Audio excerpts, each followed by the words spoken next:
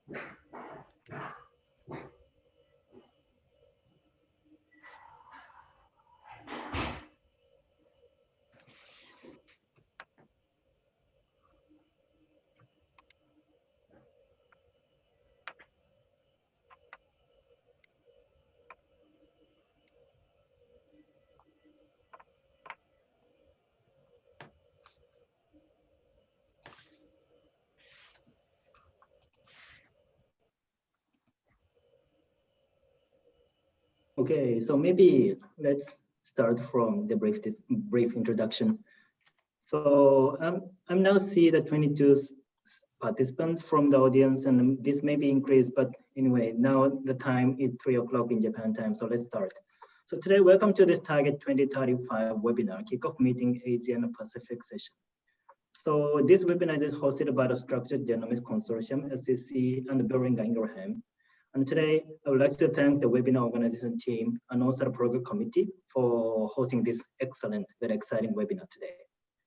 And today, I'm very delighted to moderate this webinar. So my name is Hisa Matsui. I'm working for the Takeda Pharmaceutical Company and leading the external partnership with the focus of delivering innovation and the sustainable neuroscience pipeline through the academic opportunities.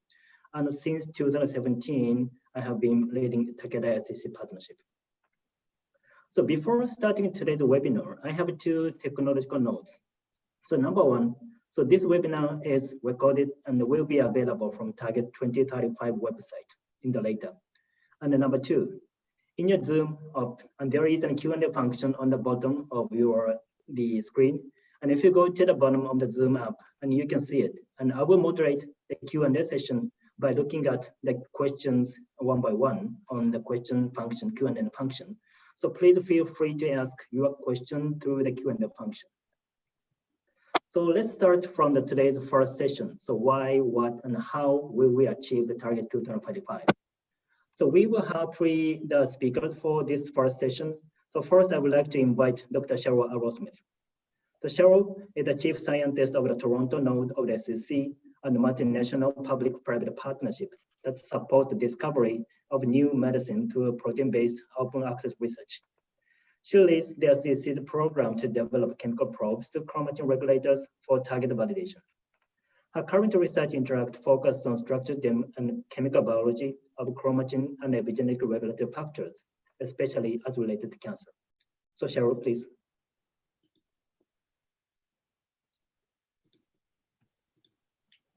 Okay, good afternoon, good morning, good evening, whatever time zone you are in. Mostly good afternoon in Asia, in the Pacific, and Australia.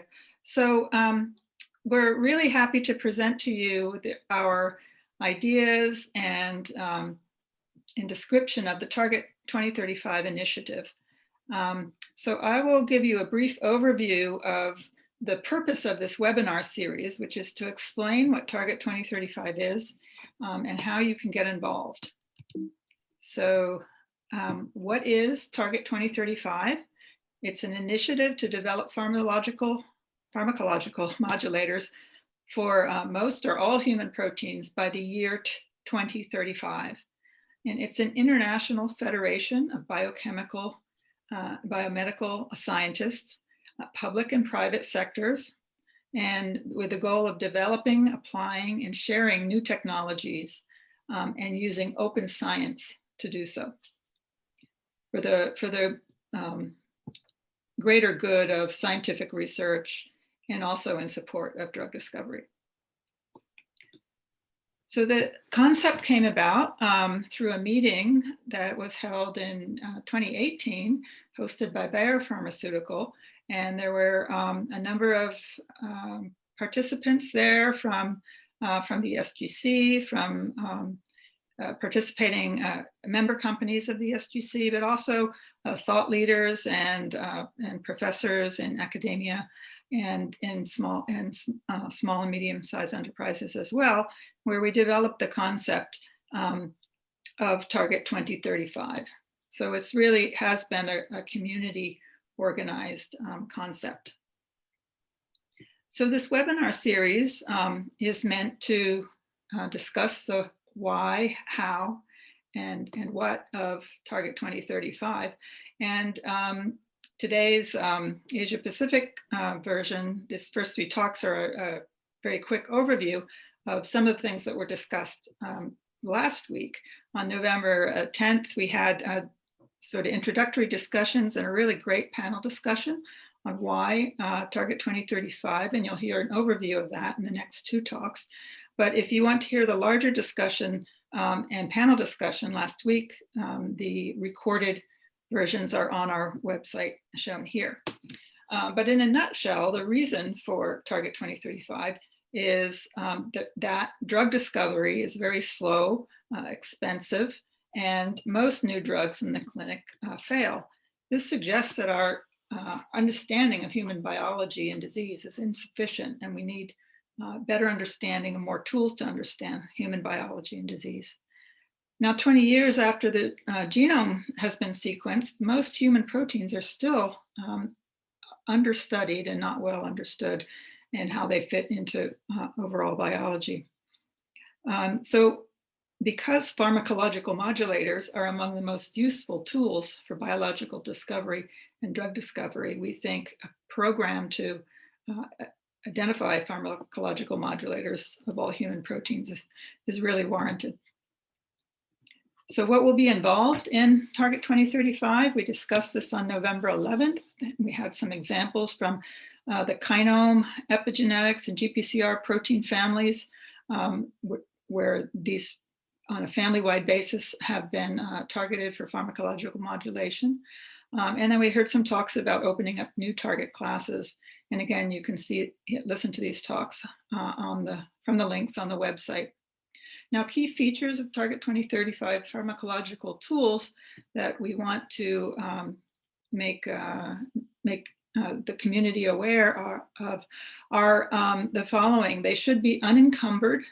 They should have no restrictions on them so that researchers can use them without restriction for their research. They should bind directly to the target to modulate it. They should be cell permeable and useful in cellular assays and cellular systems at a reasonable concentration. And they should be well characterized in terms of their selectivity, especially with respect to closely related proteins. And the corollary of this is that they should be non-toxic and not reactive and largely promiscuous. So some classes of these types of pharmacological tools will be discussed. We have chemical probes that are potent, selective, and active in cells. Biological probes for extracellular and cell surface proteins are also very useful and will be valuable in this effort. Chemogenomics libraries are collections of compounds that can be used to deconvolute potential targets in a biological system. And you will hear a little bit about that today as well. And then the concept of a protein handle, or a small molecule that binds to a protein without necessarily modulating its activity, but it can be used, for example, to make a PROTAC, a targeted degrader, a molecular glue that can bring one protein into proximity to another for one to modulate the other. And so these protein handles or binders, drug-like small molecule binders, are also going to be useful tools. And I just highlight here a couple publications that outline some of these concepts. So how will we achieve Target 2035? On November 12th, the talks focused on accelerating chemistry and chemical biology, and they are available on the website. But we don't want to end with this, just these few webinar talks last week and today. Today we're going to hear about some really exciting science that I'm excited to hear about, and the program is shown here. But beyond this, this series last week and today, we have a number of additional series on a monthly basis. I'll show you that in a minute. Now, how can you contribute if you're a researcher working in this area? Feel free to contact us. We welcome you to join the federation of groups and organizations that are working towards Target 2035 goals. You can donate your existing well-characterized chemical probes and tools to the community. You can collaborate to make new chemical tools to novel proteins, invent and share new technologies to accelerate discovery and evaluation of chemical tools, and potentially organize and moderate a focused Target 2035 webinar, such as some of the ones listed here. So on the second Tuesday, I think this is, or a Monday, of every month, we will have a focused Target 2035 webinar. And the first one is going to be in December, December 14th, on targeted protein degradation. The following one in January will be computational and AI methods, and so on. And we would like to keep this up on a monthly basis, a 2-hour time slot that's very manageable. And if you or colleagues would like to host one of these, let us know. I'd also like to point out this webinar that will be hosted on November 30th, so coming up fairly soon, on how the pharmaceutical industry and academia can work together towards Target 2035. And finally, the first of the monthly series of 2-hour webinars is shown here with some of the speakers. And I encourage you to tune into these, or to look at listen to the recordings if it's not at a time frame that's suitable. So I will stop here and turn it back over to Issa. Yeah, thank you very much for Cheryl for such a wonderful introduction of this webinar series. So as you mentioned, Target 25, this webinar is just a kickoff. So we will be following up some of the more exciting webinar series in the monthly manner. So as I mentioned in the starting of this webinar, so today in the Zoom session, there's the Q&A function you can find in the bottom of the screen. So please use it freely anytime. So first, I would like to move on to the next speaker, so Dr. Aled Edwards. So he is the founding and current CEO of the SCC and also the professor at the University of Toronto and the adjunct professor at the McGill University. The SCC has been sharing its science freely since 2003 and is widely acknowledged as a pioneer in open science. So today I will be talking about the chemical tools, the most impactful tools. So Al, please. Thank you.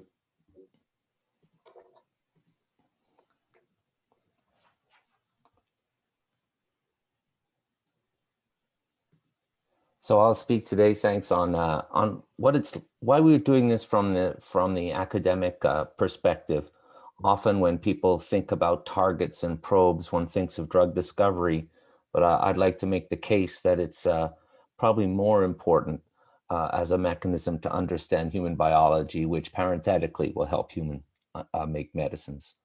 So from our perspective, if you look at from 30,000 feet, if you look at the biomedical science endeavor internationally, we spend about $300 billion a year, every single year, in the public and private sectors combined. And of course, with that money, we've had tremendous progress with all the areas of public health, largely, that we've made tremendous advances. At the same time, though, for many diseases, indeed most, I think we don't even understand the fundamental mechanism, let alone how to design a therapeutic target. And I often use Parkinson's as example. Parkinson lived in 1808. That's when he described the disease. And here we are 200 years later, and we still really don't understand the, if someone asks, why do you get Parkinson's or what's really wrong? I don't think any neurologist would bet his or her house on it. And so we have a long way to go. And with so many gaps, you're trying to think, well, how do we tackle these things? Well, I think the problem is we just don't understand human biology, and it's literally very difficult to make a medicine for a disease if you don't understand the cause. And so what Target 2035 does is tries to think about what is the cause and what's the best way to get to an answer. And so the first cause, I would say, is how science is organized around the world. So for all the professors out there, you know that we have to write grants, and we write grants and get funding for areas of science that we can tell a story about. A grant is nothing but a story. And if you can't write a story, you can't get a grant. And so let's look at what that system does. So here on this graph here, on this axis are the human protein kinases in the human genome. There's 518 of them. And on this axis is the publications on each and every one of them before the human genome was sequenced. So these kinases weren't even known, so obviously there's no papers on them. These kinases were well studied, and some were extraordinarily well studied. Well, we did this by searching PubMed for the name of the kinase plus the year. This was pre-2000. If you do the exact same search, but look only in 2017, as the last time I did this analysis, and you rank the kinases in the same order, what you find is that most of the scientific activity today remains. So these are papers published, which correlates with work, which correlates with money spent, are on the same kinases that 20 years ago the world was studying. There are a few exceptions, that's BRAF, those are the pink kinase. But for the most part, most of the human genome, despite links to genetics, as Adrian will tell you, are understudied. So there's an inherent problem in how we do science on the planet that stops us from working on the unknowns. And there's something even worse too. So if you do this exact same search and you go kinase plus 2017 plus Canada, for example, you're now only going to get the subset of these papers published by Canadians. And so I like to say that the world knows that Canadians are all smarter than everybody else, so it should look dramatically different, but it doesn't. Unfortunately, the subset of the world that in Canada that works on kinases practically mirrors what everyone else in the world is doing. And this is not a phenomenon due to a country, it's just a form of science, because if you do it by university or by funder or by country, it's the same. And so what we have is we have a global pot of money that's divided parochially into countries and spent on exactly the same thing. And so much of the world of science is understudied because of this system. And so what we're trying to do in Target 2035 is to try and eliminate the national borders and tackle the common enemy in quotation mark, which is the human genome, and find out what all these understudied proteins do, because only then we'll be able to understand disease, and only then we'll be able to develop treatments and preventions. And so the takeaway project is we need to rebalance the research intensity from the planet, from what we do now. And of course, what we do now, we're still learning. So it's not as if the research is bad. It's just that there's, I would argue, too much in too small an area. And it's difficult for us to do this in our regular lives because we have to write through the granting systems, and the grant system does not reward working on a protein for which there's no data. It rewards you for being able to tell a nice story about a protein that there's already plenty of data. The second thing we need to do is we have to re-emphasize that science is not only an effort that increases the national economy, which is really why countries fund science. They don't fund science for the global good, right? They fund science because they've been convinced that funding science is the key to prosperity. But I think we can argue that if you invest in science, prosperity will come. And so investing in science that's in collaboration with the world is a much better use of your national money. That's what I try to tell the Canadian government anyway. So as Cheryl said, and as Tim Wilson and Adrian will describe, chemical probes are a very powerful way to get people to work on a new protein, because if there's a chemical probe for a protein, the experiments that we can do in our labs are pretty simple. You order it, they're relatively cheap, and then you can add it to your system and you can titrate it in. You can do it a time-dependent way. If it's a probe is very specific, it's got an enormous power. And so we, over the last 12 years in the SGC, we focused on developing chemical probes and asking the question, would it cause research to move in new areas? Would it have an impact? Would the probe be enough to let people work on it? So we focused our project on an exciting area of biology, epigenetics. We made sure that we developed a high quality probe, as potent and selective as we could. We submitted it to independent assessment so that when we put a probe compound out there, we had independent evaluators assess their quality. As Cheryl said, we made sure that it was available to everyone without restriction, and that enabled us to work with industry. And I think a lot of the other efforts in this area thought to do it independently of industry, and we thought that was not wise, because industry has many of the experts that could contribute greatly to the problem. So here's how we defined a chemical probe. It's with very quantitative criteria, and that we did not shirk from those. And over the course of the last decades, we've made a large number of them. Many of these have been contributed, or the chemistry was done by our friends in industry, and they donated it to the public good. As one example, here's the BROMODOMAIN family. BROMODOMAINs, there's 50 odd in the human genome. They have a pocket that binds acetylysine. GlaxoSmithKline was the company, and who was it? It was a company in Japan, were the two discoverers that this family was druggable. And then the SGC and a whole bunch of industry partners developed chemical probes for many members of this protein family. And so these went on to have tremendous impact. So if you look at the impact of all the probes that are produced so far, about 100 of them, they're very hard to make to meet this quality. We've distributed more than 30,000 samples, and they've been cited in over 15,000 papers. There are now hundreds of drug discovery programs that were spurred by the data that these chemical probes generated, and there are now more than 40 clinical trials ongoing testing the hypotheses that were uncovered with the use of these probes. So they do generate cool science by others, and here's some examples of, this is a G9A probe made at UNC by Stephen Fry and Jan Jin's teams there, and it's been used by other folks to look at a variety of things. And this one, it's a hemoglobin production. This is a molecule made by Abbott scientists that's been used by Richard Wade Martins at Oxford to look at upregulating Friedreich's ataxia gene expression and frataxin there.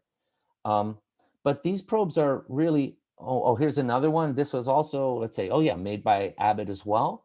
And this is an inhibitor of EED protein, which is a WD domain that's got a hole in the middle. And that protein and molecule has already been used by many folks. So we've generated probes openly, we're putting them in the public domain, and they're generating thousands of research papers. And so we think it's the appropriate time to scale the effort now. It's going to be really hard, but it's going to be very impactful. I'd like to, last two slides, just emphasize that these probes are only as good as their quality. A bad chemical probe is a non-specific molecule that people will use inappropriately to link a biological effect with the target when it's really a non-specific effect. And so to help understand what is a good and a bad probe, or useful or not useful, or more useful or not, we launched this project called the Chemical Probes Portal, which has just recently now been funded by Wellcome, and Paul Workman at the ICR has taken over. And the intention is that by the end of a few years, you'll type in your target, and then this site will give you the best characterized chemical probe for that target, or probes plural, and will also give you a little, perhaps a warning if the probe may not meet the quality that's probably required to do a good experiment. So, I mean, looking forward, I mean, we've made 100 and there's 20,000, right? Maybe there's 1,000 chemical probes that exist. There's a long way to go. So we're going to need new experiments, different modalities, massive adoption of computational methods, and more importantly, and why we're speaking to you all today, global collaboration coordination. Without that, we'll be wasting money left, right, and center. And so, as Cheryl said, a plea to help. And if you have any specific questions, and these slides will be shared, please contact this website and make it to the attention of these people. Thank you very much. Thank you very much, Al, for your speech. And the third speakers, I would like to also invite Dr. Adrian Carter from Boehringer Ingelheim. And Adrian Carter is Vice President and the Global Head of Discovery Research Coordination at Boehringer Ingelheim, where he is responsible for guiding research policy and strategy, as well as steering operational teams. His career at Boehringer Ingelheim spans over 35 years, and his interest includes the neurobiology of dopamine, noradrenaline, and acetylcholine releases, as well as the role of glutamate receptors and voltage-dependent sodium channels in health and diseases. Adrian represents Boehringer Ingelheim on the board of trustees of the SEC and the Scientific and Medical Institution, as well as being vice chairperson of the Research and Innovation Strategies Group in EFBIA. So today, Adrian will be talking about EUB Open, enabling and unblocking biology in the open. So Adrian, please. Thank you, Hassan. Let's see if I can get my screen going. Okay, now I'll go to full screen. It's coming, I think. Yep. Okay.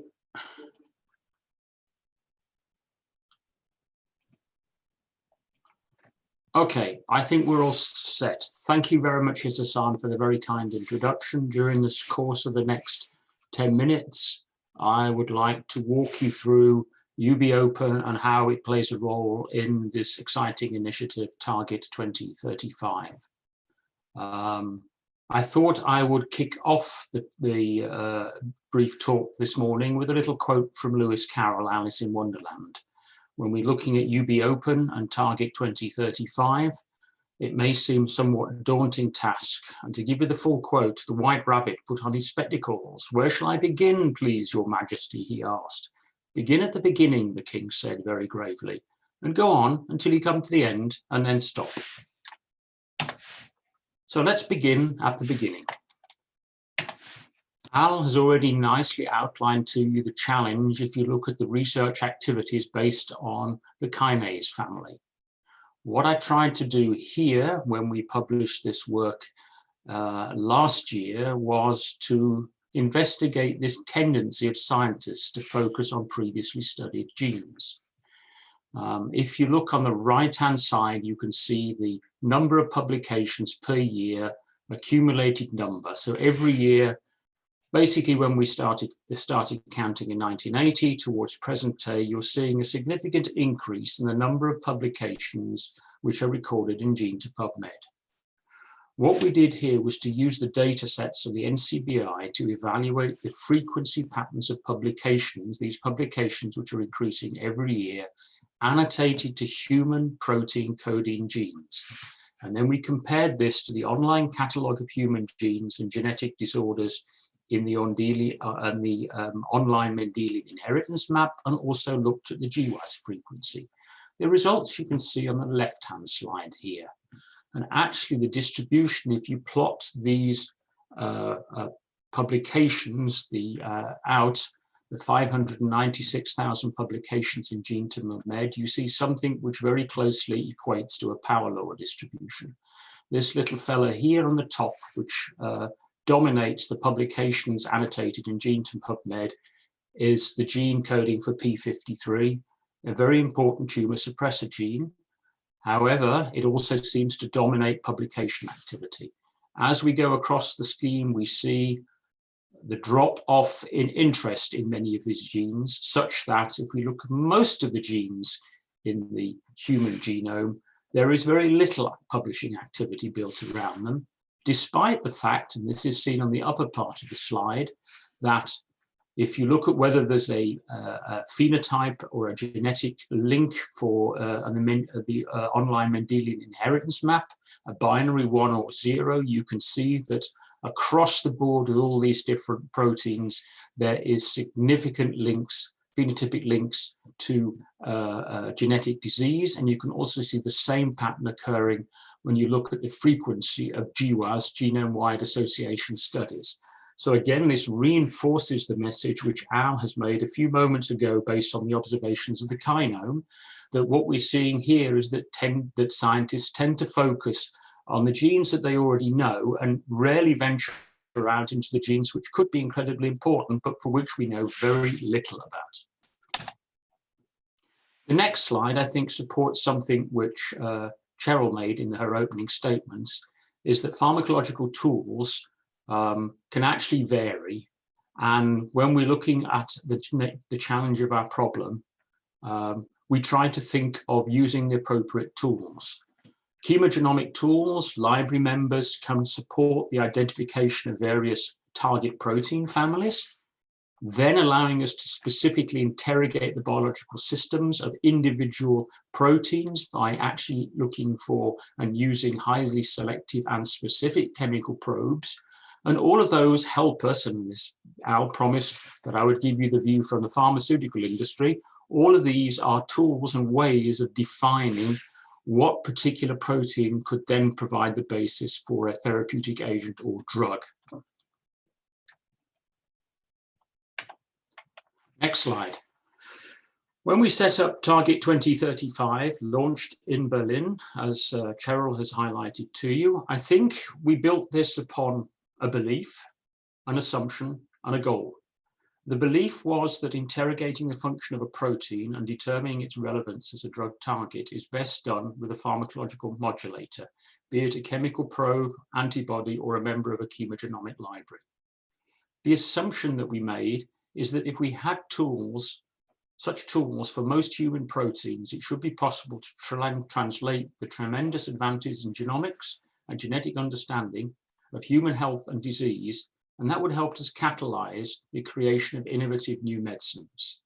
Finally, that also led us to a goal, and this is Target 2035 as a global federation for developing and applying new technologies with the goal of creating chemogenomic library members, chemical probes, and or tool antibodies for the entire genome.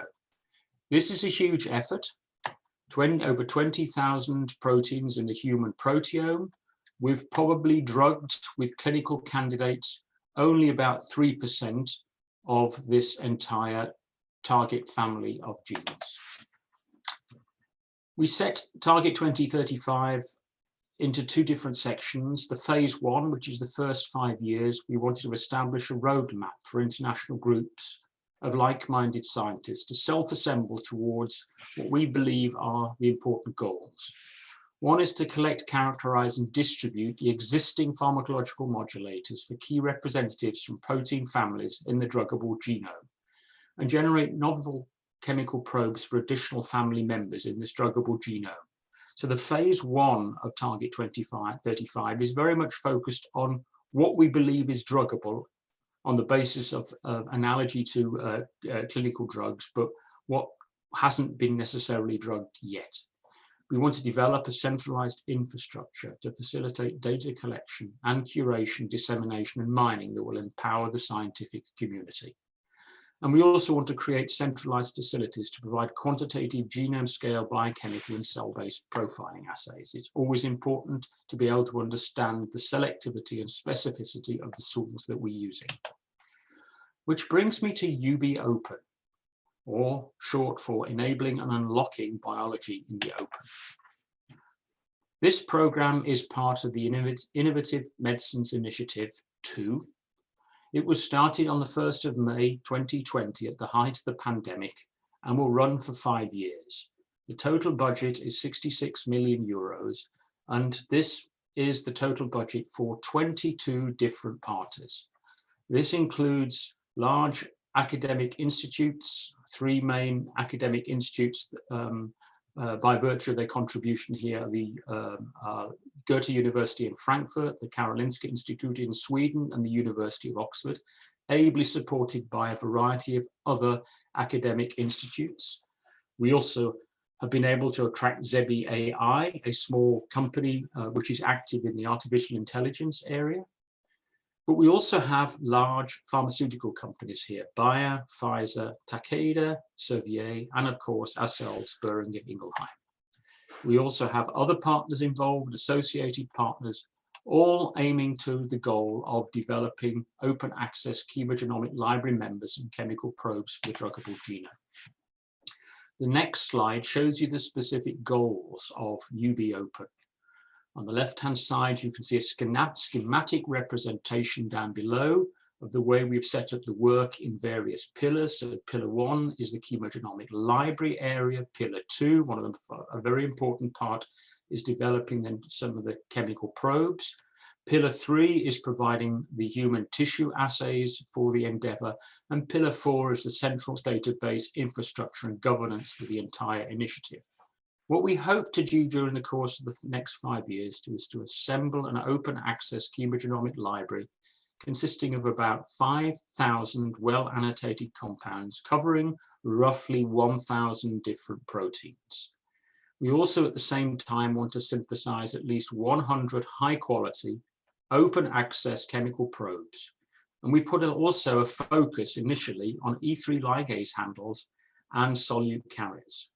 We want to establish the necessary infrastructure to generate and characterize probes and chemogenomic compounds, develop and implement advanced transferable technologies and methods for all platforms.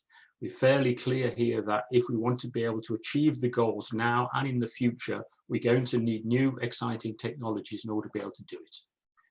Disseminate reliable protocols for at least 20 primary patient cell-based assays, and finally establish that necessary infrastructure, platforms and governance to seed a global effort. So UB Open is really building on the initial success of the Structural Genomics Consortium. The next slide shows you the beginnings of our collaborative network. You can see we're looking for specific collaborations in the area of chemistry, data and artificial intelligence, compound distribution. We'll also be working with vendors in order to be able to make many of the probes available beyond the life of this particular project, important sustainability goal. Interactions in defining proteins and structures, human tissue assays, and of course, to help us with the necessary screening, we're going to need a variety of different approaches. And here's some examples on the right-hand side of the slide. The next couple of slides, I want to walk you through a program that we have at Boehringer Ingelheim called openme.com. And openme.com is about openly sharing the tools to help biomedical research. We appreciate that more than 90% of the drug discovery projects that we pursue in industry actually end up in failure. However, many of those projects actually are able to deliver some very high quality chemical probes, which never often see the light of day beyond the walls of any one pharmaceutical company. It was their effort we thought it would be good to make those available via our own portal, to allow other researchers to be able to access them rather than have those compounds languishing in drawers till they go past their sell-by date and then have to be destroyed. So we developed a portal in which we looked at giving scientists access to selected, well-characterized molecules. We split that up into molecules to order, molecules M2O are provided free of charge without the need to enter into intellectual property discussions.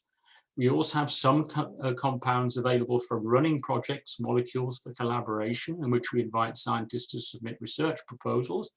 And finally, and more recently, during what we've called OpenMe 2.0, we've also started to develop the portal as a way of crowdsourcing answers to specifically formulated biological questions, which we call open to experts. I shall focus, however, today in the next couple of slides on molecules to order. This slide shows you a cross-section of the compounds that we've made available for free on OpenMe to foster independent innovation. We do that in close association with the SGC, so many molecules which we make available you can also find on the SGC website, or on the probe portal. Over the course of the last 2.5 years, we've actually shipped 4,500 compounds to 54 different countries in the last 2.5 years. And we also can see that they've resulted in the publication of 40 scientific papers. So as I promised you at the beginning, begin at the beginning and go on until you come to the end, then stop. I believe that Target 2035 and the first steps of UB Open are part of a very exciting growing movement. What we've seen in response to the limitations of the closed model of innovation is that a growing number of organizations have come together over the past 2 decades to share ideas, data, and tools with each other, and often with the wider community. So we've gone through a transition from closed partnerships between academia and industry to the first initial steps in private companies beginning to partner with the public consortia. And there are several examples of this over the period of time. The signal transduction therapies, the single nucleoside polymorphism consortium, international HapMap project are examples, I believe, of big international consortia. The SGC, I think, has been a pathfinder in this area, illustrating the importance of how high quality chemical probes, when made freely available, can positively influence research. We've also had 2 iterations in Europe of the Innovative Medicines Initiative 1 and 2, which have really pushed the barrier of public-private partnerships. Another example is the open source malaria project. So I see Target 2035 as another step in this direction. It's a large endeavor. It will take us through to at least 2035 in order to be able to achieve it. But we did manage to convince, I believe, the colleagues at the Innovative Medicines Initiative to fund us for, together with the European pharmaceutical members, UB Open, which we kicked off, as I mentioned before, in 2020. And hopefully this will be the first of many more. So phase 2, the final phase of Target 2035, is a transition to a more formalized federation to avoid duplication of effort and consolidate core activities and share advances more quickly.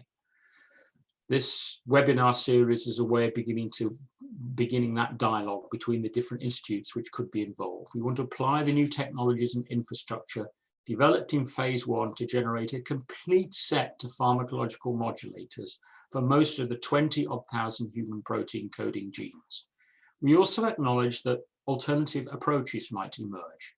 And that's why we have a focus in UB Open on E3 ligase handles, because we believe that chemically mediated protein-protein interactions, such as proteolysis targeting chimeras, or PROTACs for short, could allow us to build the toolboxes which will begin to investigate the function of different proteins with specific binders. And remember, for PROTACs, these binders don't necessarily have to bind to an active site, but because they're linked to molecules which engage the proteolysis targeting area, this would allow us to be able to switch off the function of these proteins.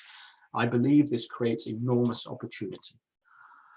So I believe what you can see here is that Target 2035 needs you. We are very, very reliant on a global federation of like-minded scientists in order to be able to address this enormous problem. And on that note, I will end my talk. Thank you very much for listening. Thank you very much, Adrian. And for the attendees who might just attend to the middle, so I would like to emphasize, please use the Q&A function on the bottom of the webinar. And also, if you can ask your questions anytime and anything. And before moving to the next session, chemical biology, I think it would be better to address the one critical question now provided. And so far, I have one question. Conversely, the probes for the entire proteome might require access to all 20,000 proteins, and how might this be addressed? So maybe Adrian or Cheryl, and how, maybe briefly. I will start off and maybe Cheryl can add. I think right at the end of my talk, I suggested, yes, we know that. This is why we've set ourselves a 15-year time window, because although we have in the druggable genome that perhaps somewhere between 2,000 and 3,000 proteins, this is really only a small part of it. And we need an international effort in order to be able to address all 20,000 odd of the different human proteins. Cheryl, do you want to add anything on that? Yeah, I'll second that. And, proteome-wide methods and can also be useful. We may be able to get by without having to actually purify in our traditional way, chromatography, et cetera, to get to every protein, but try to access them in their cellular environment ultimately, but these technologies will need to be developed. Yeah, thank you very much. So now I would like to move to the next session, the chemical biology. And today we have two speakers. So one is Dr. Minoru Yoshida from Riken, Japan, and the other is Dr. Tim Wilson from SCC in North Carolina. And first of all, I would like to invite Dr. Minoru Yoshida for the speak of the chemical biology. And Dr. Minoru Yoshida is currently a Deputy Director and a Division Director, Drug Discovery Platform Corporation Division, Interleader, Drug Discovery Seed Compound Exploratory Unit, and the Group Director, Chemical Genomics Research Group at the RIKEN, Center for Sustainable Resources Sciences. His research focuses on identifying novel active compounds by constructing a variety of phenotypic screening systems using genetically modified animal, plant, and yeast cells, and even vitro screening system using various target proteins that includes enzyme for metabolism and epigenetics. So far, he identified the histone deacylases, CRM1 exporting 1, SF3B as a specific targets for trichostatin A, leptomycin B, and splistatin A, respectively, which greatly contribute to both basic studies and drug discovery in the field of epigenetics, nuclear transport, and splicing.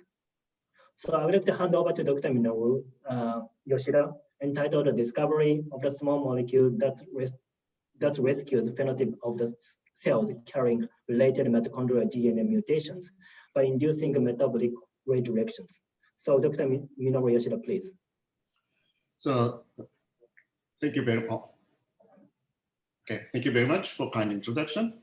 And also, I'd like to thank to the Cheryl and other organizers for inviting me this kickoff webinar. So first of all, I'd like to congratulate on the launch of the Target 2035 initiative in SDC. So let me start with a brief introduction myself. My name is Minoru Yoshida from Riken University of Tokyo. And my original background is microbiology and chemical biology. So my group has long been working on screening and target ID of bioactive natural products identified through phenotypic screening. And so far we have identified several important regulatory molecules such as HDAC, spliceome SF3B, and CRM1 exporting as a target of these unique natural products and their derivatives.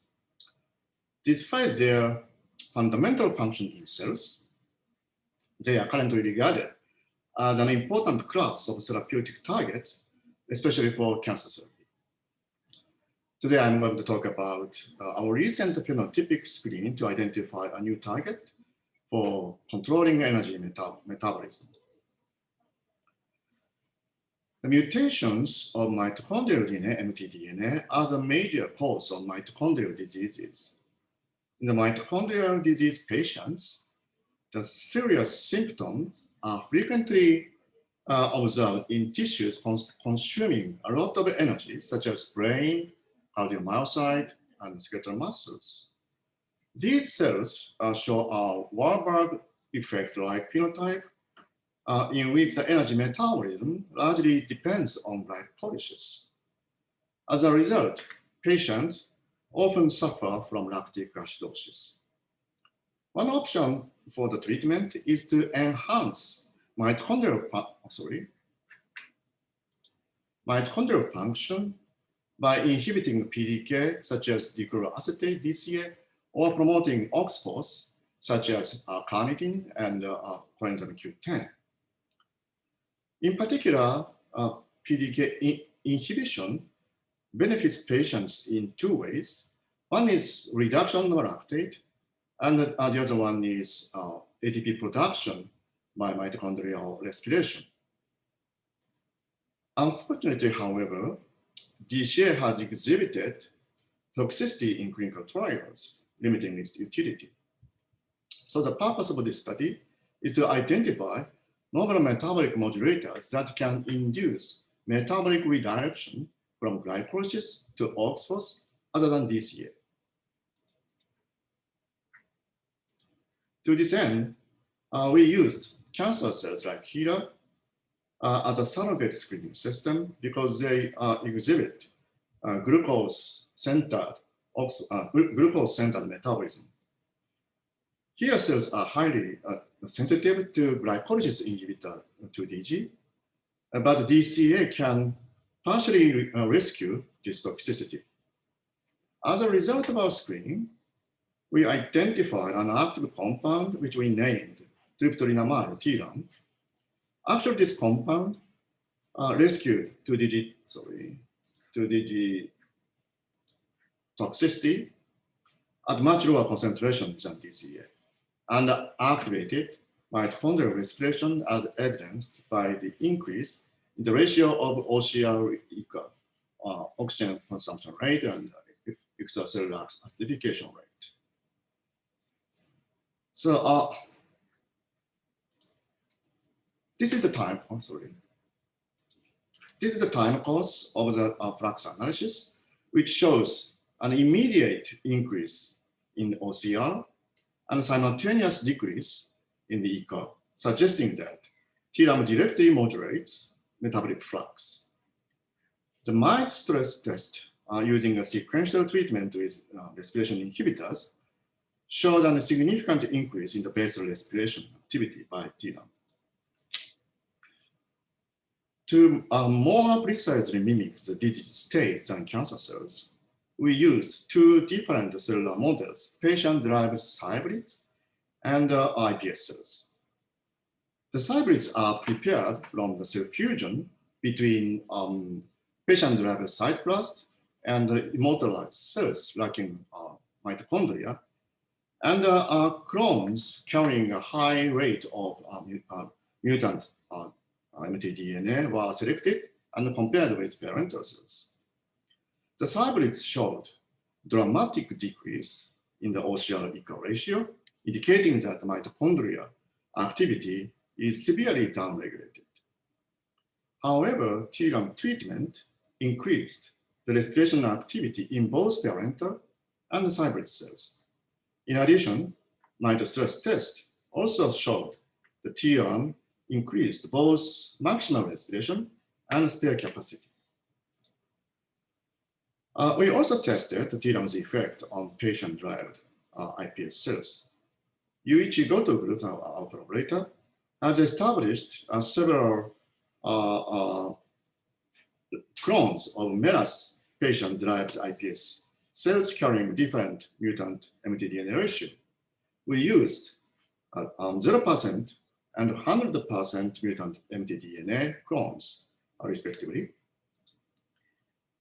And the fibrous cells obtained from the iPS cells with 100% mutant mtDNA showed a lower mitochondrial activity, but it was recovered by TRAM. Again, maximal respiration and the spare capacity were also recovered by TRAM. Here the question is the mechanism as to how TRAM activates mitochondrial respiration. First, we checked whether TRAM also inhibits PDK as does DCA. DCA treatment clearly decreased the cellular phosphorylation level of PDH, substrate of PDK, but TRAM treatment did not do so, suggesting that TRAM's target is different. In addition, TRAM did not change the level of respiratory chain proteins. But importantly, TRAM induced MPK activation as evidenced by the increase in the phosphorylation of ACC. Indeed, TRAM's activity to enhance OCR was cancelled by simultaneous treatment with compound C and MPK inhibitor. It is known that the MPK activation enhances fatty acid beta oxidation. So the inhibitor of beta oxidation etomoxia also abolished the effect of TRAM. These results indicate that the TRAM activates MPK, thereby inducing lipid catabolism to enhance mitochondrial activity. To obtain a clue to understanding the mechanism of action, we looked at the change in the cellular metabolites by metabolome analysis using the carbon-13 labeled glucose. As you see here, TRAM treatment increased G6P and F6P, whereas the level of F16BP was dramatically decreased, suggesting that here PFK1 is the most likely target. This was consistent with observations that 6-PG, a pentose phosphate pathway metabolite, is also increased. Furthermore, the quantitative analysis confirmed that the decrease in the total level of glycolysis metabolites are dramatically decreased, whereas those of PPP was increased. So next we tested whether TRAM directly inhibits PFK1 enzymatic activity by using purified enzyme. So PFK has 3 isoforms, PFKM, P, and L, all of which are inhibited by TRAM. And the Ki value was determined to be around 5 micromolar. Furthermore, we confirmed that TRAM physically binds to PFK1 with a KT value of 3.6 micromolar using ITC analysis. All these data indicate that the TRAM directly binds and inhibits PFK1. The next question is whether PFK1 inhibition is solely responsible for the TRAM-induced activation of mitochondria. To test this, we created the PFK1 knockout cell lines using a CRISPR-Cas9 genome editing system. These cell lines exhibited an increased OXPHOS activity even in the absence of TRAM, and no further increase was observed upon TRAM treatment. Thus, we conclude that TRAM targets PFK1 to enhance mitochondrial activity. PFK1 acts as a crossroad between glycolysis and the PPP.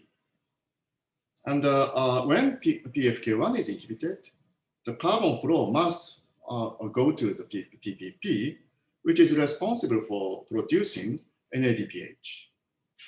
NADPH is essential for activating glutathione and cell redoxin, which are necessary for removing reactive oxygen species loss. To see if PPP is involved in the mitochondrial activation of TRAM, we knocked down the first enzyme G6PD. The knockdown significantly reduced TRAM's activity, indicating that PPP is also involved in its action. Furthermore, TRAM significantly restored the level of NADPH in the presence of hydrogen peroxide and ameliorates the mitochondrial damage induced by the oxidative stress inducer diamide. So finally, we tested whether TRAM rescues the defective phenotype of patient-derived iPS cells. The iPS cells derived from the MELAS patients could differentiate into the neural stem cells, but not into the mature neurons, probably because neural differentiation requires a lot of energy. But in the presence of TRAM, mitochondria are activated, and then terminal differentiation into neurons was clearly recovered.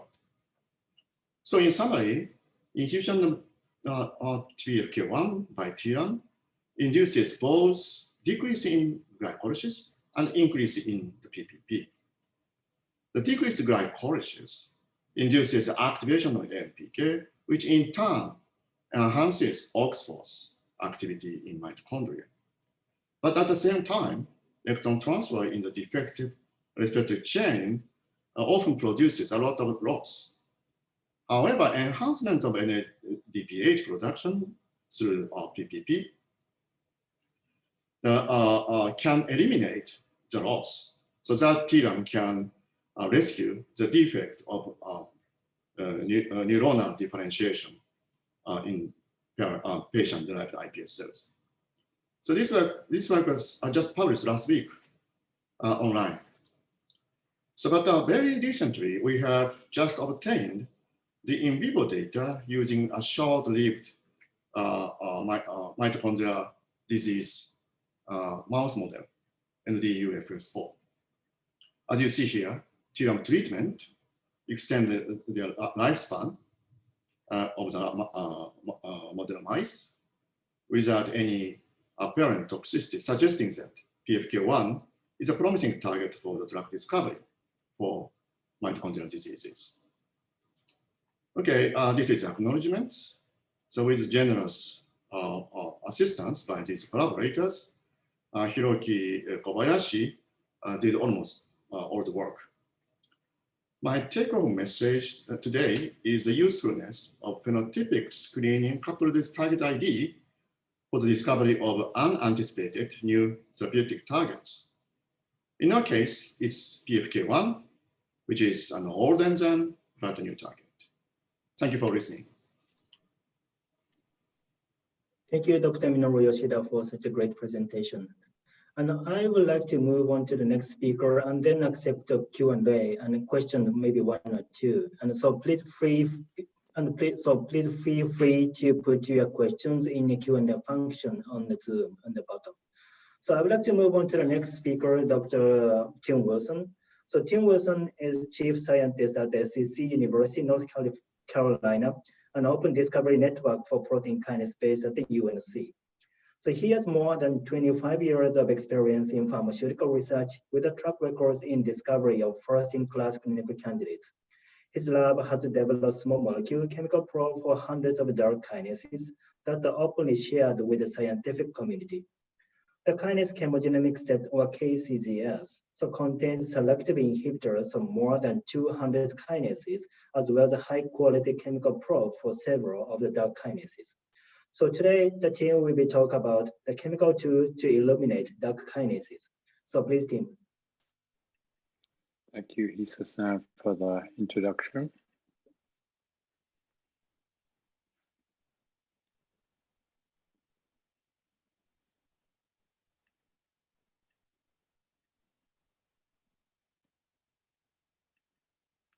So the traditional way of identifying drug targets starts with our understanding, our study of human biology, which then allows us to select potential drug targets for which we can find molecules to treat the disease. However, with the sequencing of the human genome and now the knowledge of the total number of proteins which are encoded by the genome, we have the potential of taking an alternative approach, which is to find ligands for the tractable protein families. And then if we can associate those ligands that we call chemical probes with different phenotypes of disease, that gives us an alternative way of finding new drug targets. So today I want to tell you about two protein families that I've worked on in my career, where we have used this approach to identify new targets for drug discovery. So the first example started more than 20 years ago when I was working on a family of transcription factors known as the nuclear receptors. This protein family is characterized as having a central double zinc finger DNA binding domain and a C-terminal ligand binding domain. There are 48 of these proteins in the human genome. 12 of them represent the well-studied, highly characterized receptors for the steroid hormones, as well as the receptors for thyroid hormone, vitamin D, and the retinoids. However, 3/4 of the family, when they were cloned, there was no cognate hormone, and their role in human biology was unknown, and so they were called orphan nuclear receptors.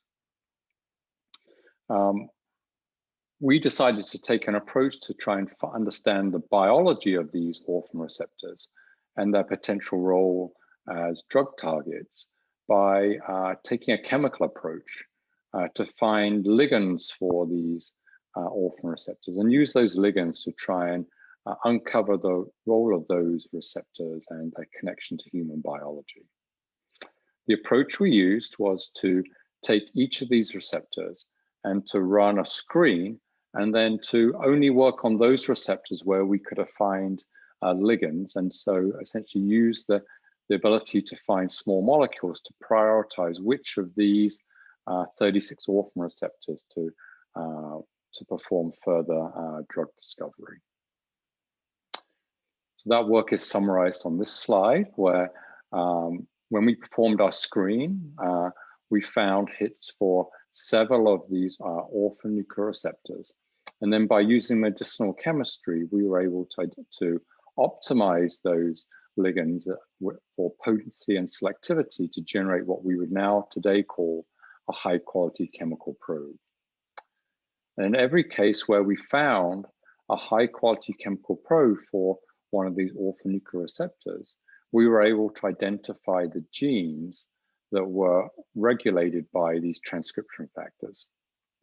And from these networks of genes that were regulated by each nuclear receptor, we could then identify the underlying biology that it regulated, and then identify potential disease that could be treated by the synthetic ligands for that receptor.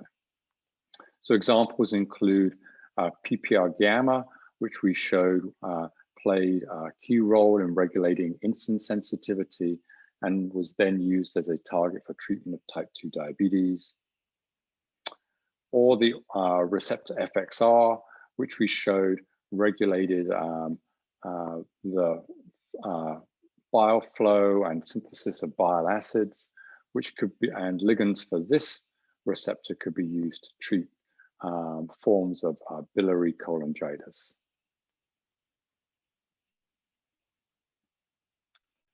So throughout this work, when we were identifying these chemical probes for these orphan nuclear receptors, we made each of the high quality probes available to the scientific community through commercial vendors.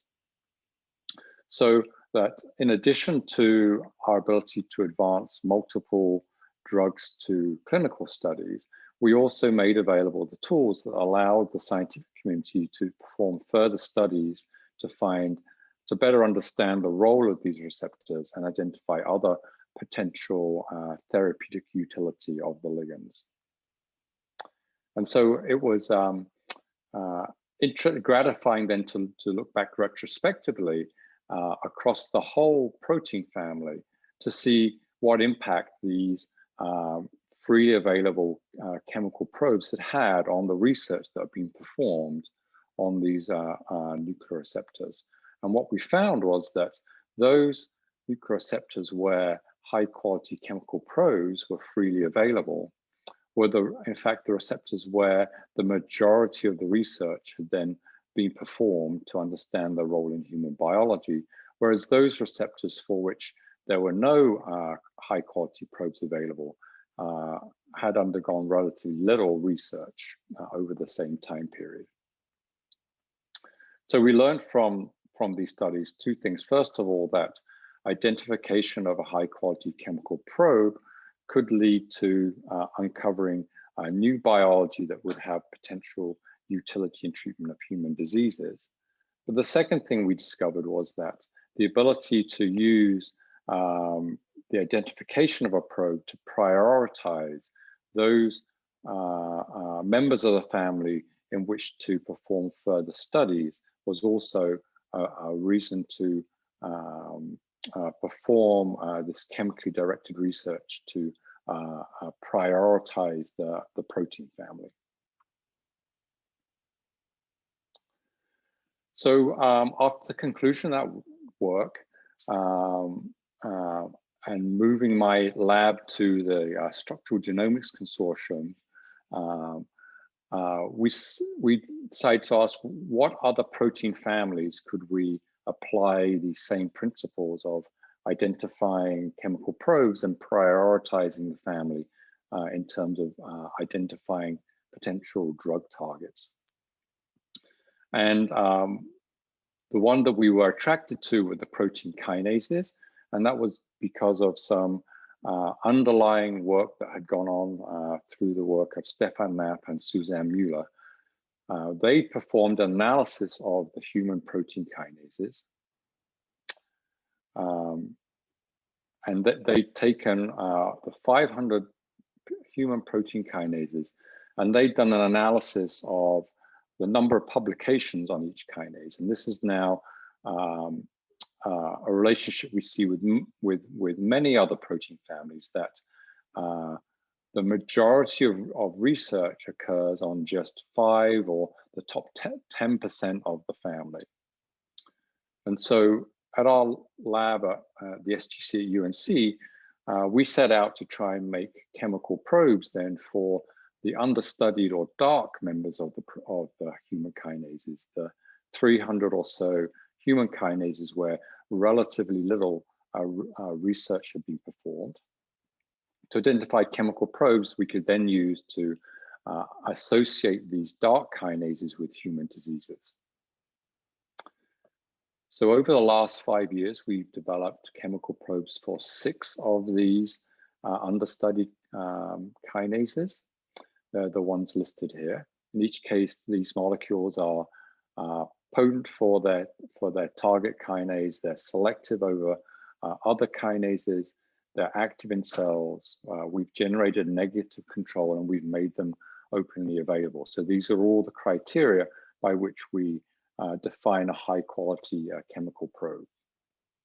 Our biggest challenge has been is that it takes a lot of time and resource to make each of these compounds both potent and selective for its target kinase. So we decided to step back and ask the question, is there a way in which we could still use chemical methods to try and prioritize the 300 or more dark kinases, to prioritize the ones that would be of most interest in terms of their role in human biology and as disease targets, in order to then do a focused effort to develop chemical probes on a subset of these.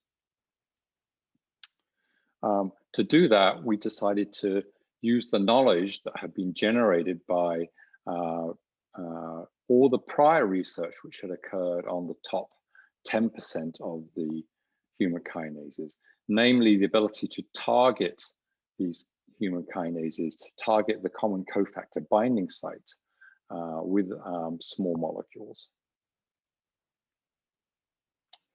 So if you look in public databases, there are in fact over 70,000 small molecule inhibitors of kinases which compete for the cofactor ATP to its binding site.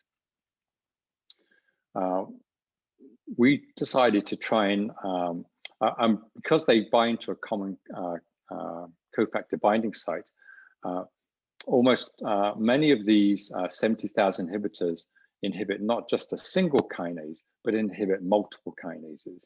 So we decided to try and mine all of these publicly available kinase inhibitors to find kinase inhibitors that were designed for one kinase that might have collateral activity on some of the dark kinases. This is an approach which there is precedent in drug research, where drug researchers have been successful in taking kinase inhibitors designed for one kinase and use them to treat diseases for which they have collateral activity successfully in the clinic. We also wanted to mine these ATP competitive inhibitors to also develop research tools that we could use to build new assays that could speed the optimization of molecules directly in cells to develop new chemical probes. So first I'll tell you about what we've done to mine the known inhibitors to find compounds with collateral activity on the dark kinases.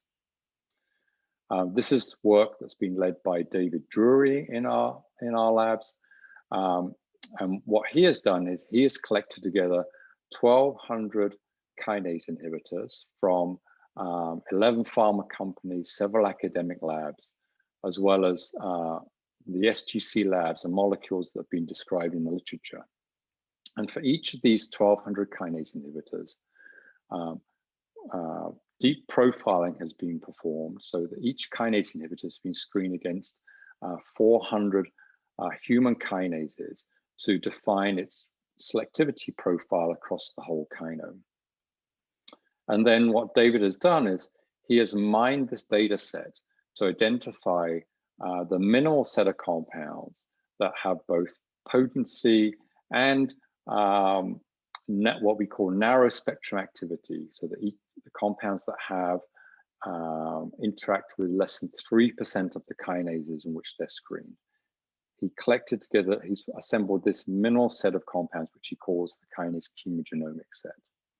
So this set of compounds contains potent and narrow spectrum inhibitors of 211 different kinases, including many of the dark kinases.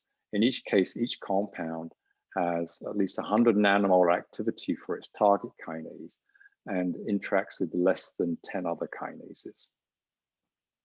So now by screening this chemogenomic set in phenotypic assays, it's possible to associate dark kinases with different disease phenotypes. And whenever one of those connections is made, we can then prioritize that dark kinase for development of a selective chemical probe. Now, in addition to finding these narrow spectrum inhibitors, this experiment also uncovered a number of very promiscuous kinase inhibitors. Those compounds turned out to be useful for development of new assay reagents.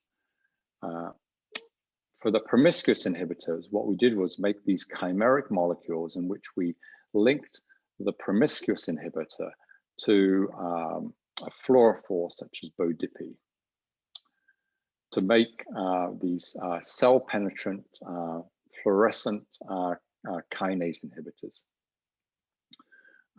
Then working with, through a collaboration with scientists at Promega, we use these cell-penetrant fluorescent tracers to tag kinase molecules in cells to develop specific nanobrit assays to measure the activity of more than 300 different kinases. So an example of that is shown on this slide, where we set out to develop nanobrit assays for the CDK family of kinases. So this is work that was done by Cara Wells and Julie Pickett in collaboration with Matt Robers at Promega. So there are more than 20 members of the CDK subfamily, which includes the well-studied members of the cyclin-dependent kinases, which control the cell cycle. But there are more than half of this family are poorly studied dark members of this kinase subfamily. To build the nanobrit assays, what we did was to engineer cells by transiently expressing a kinase nanolux fusion together with an appropriate cyclin partner to generate the active enzyme, And then we introduced our tracer molecule in order to get a fluorescent tracer molecule to get a strong Brett signal. For each of the CDKs 1 through 20, we optimized the assay to give the optimal orientation of the kinase of CDK nanolike fusion, the optimal cycling partner, and the optimal cell penetrant tracer. And then having built these nanobread assays for each of the CDKs, we then set out screening a number of known CDK inhibitors. So in this heat map shows data for screening of 46 CDK inhibitors against the each CDK 1 through 20. And the inhibitors include the known approved drugs which target the CDKs, a number of clinical candidates, and several chemical tools which have been described in the literature. And then the data is shown where when we formed an when we calculate the IC50, if it's less than 10 nanomolar, it's shown in red, and if it's above a micromolar, it's shown in green. So looking first at one of the highly studied CDKs, CDK2, which plays a key role in regulating the G1 transition in the cell cycle. What we found was that there are many very potent CDK2 inhibitors, but interestingly, we have found to date no potent CDK2 inhibitor that's described in the literature, which is actually selective. Every one of the potent CDK2 inhibitors has a large amount of collateral activity on many other members of the CDK family. Contrast that with the approved drugs for CDK4 and 6, which show good selectivity for those two CDKs. And you can also see there are some good chemical probes for the CDKs, such as these molecules, which were developed by the ICR in London, which have good selectivity for CDK8 and 19. However, most of the CDK inhibitors in the literature have collateral activity across many CDKs. We're now using that as chemical starting points to now optimize molecules for selective inhibition of the dark CDKs, such as CDKs 15 through 18.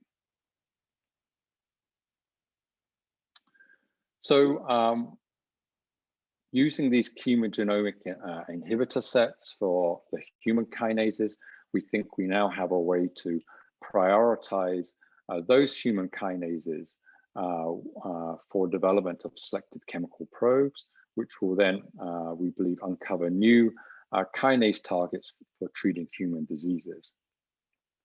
However, we believe this chemogenomic approach is applicable for kinases, not just human kinases, but kinases in other organisms, such as there are 120 kinases in fungi, which could also be targeted with these chemogenomic inhibitor sets.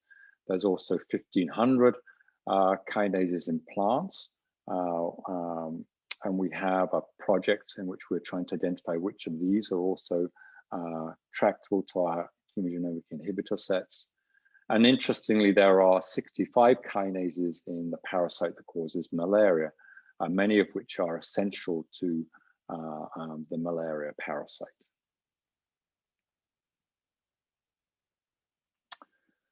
So what I hope I've shown you today is that the concept of pursuing drug discovery in protein families has many technical advantages. It allows us to transfer knowledge between projects. So inhibitors for one member of the family can be useful for another member of the family. And so we can use common chemical template often to jump from one protein to another within the family. By working in a family, we can also build scalable screening technologies. In the case of the kinases, we were able to use a number of promiscuous kinase inhibitors to build new live cell nanobread assays for a large number of the human kinases. Taking this chemical probe approach allows us to quickly focus on the more chemically tractable members of the protein family, as we found in the nucleoreceptors, and we also know in the kinases, not every member of the protein family will be chemically tractable. And so it's useful to be able to subdivide the family into the tractable and less tractable members. And importantly, this chemocentric approach, I think, is a great complement to the traditional disease-focused approach to picking targets in drug discovery. And so we believe that both chemical probes and chemogenomic sets are powerful tools for selection of new targets in drug discovery.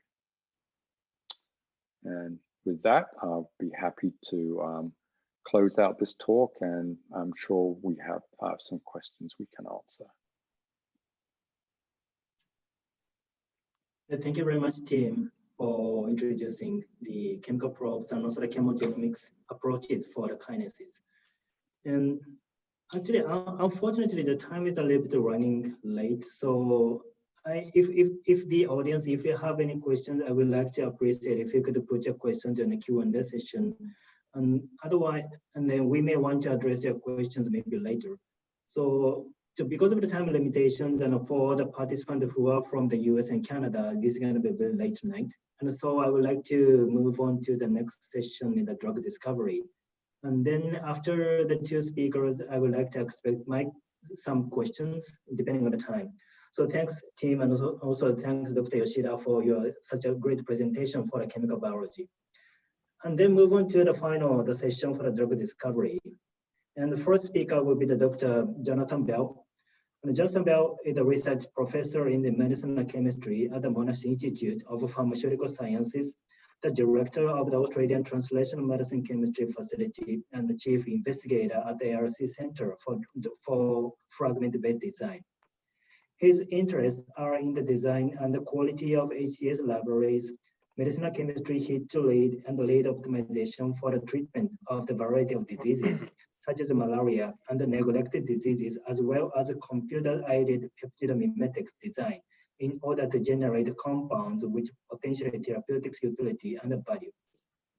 So today he'll be talking about entitled BCLXL, K86A, GST01, MERTK, 4 targets, 4 probes, 50 minutes, any drugs. So Jonathan, please. Thank you very much, Isunori. And if you could just confirm that you can hear me. And yeah, I can hear you clearly. Is that on the correct display or the incorrect display? Is that displaying okay? Yeah, I think so. It's working. What about that?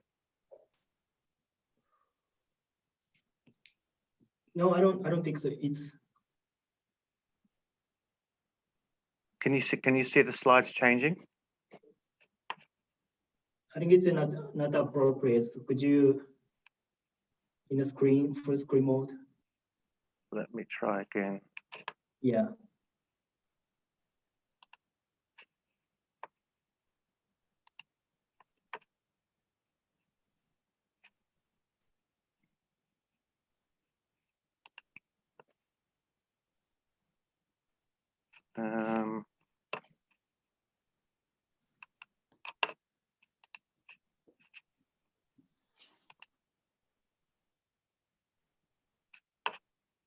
Okay, got a few hiccups here. Let me just.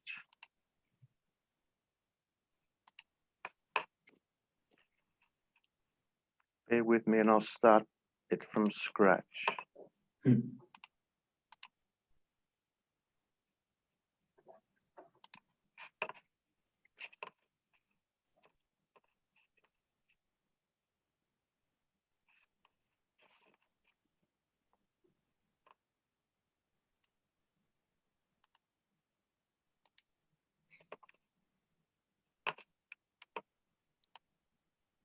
It was working fine in the practice. Yeah, these are the kind of the new normal. We are now getting used to doing. Yeah. Okay, what can you see now? Cross my fingers. Are you seeing anything at all? Yes, you just need to go to the display settings and switch the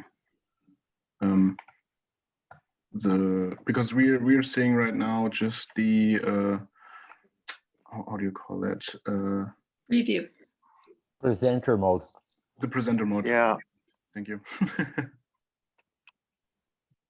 You need to go to the display settings on the Yeah, unfortunately, it's and swap the displays.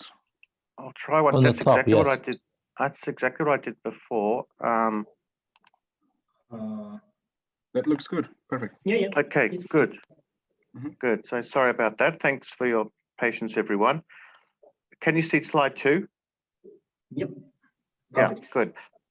So I'm going to talk about four targets, 4 probes. I'm really going to concentrate just on the first 2,